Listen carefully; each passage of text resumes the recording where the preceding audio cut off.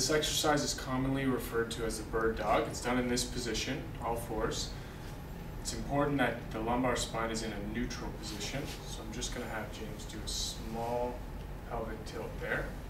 You shouldn't feel any pressure in the lumbar spine throughout this exercise. It's also important that the spine remains relatively still during this exercise, and it's stabilized by the musculature in the low back and the abdominals. So before we begin, I'm just going to ask James to create a little bit of an abdominal contraction. And then I'm going to ask him to lift one leg and his opposite arm up into a tabletop position while maintaining control of his low back. Go ahead, James. And then he just returns back down to the start position. And then we switch sides.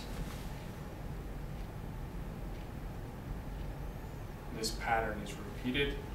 Your physiotherapist will give you instructions in terms of how often you should do this exercise and how many repetitions should be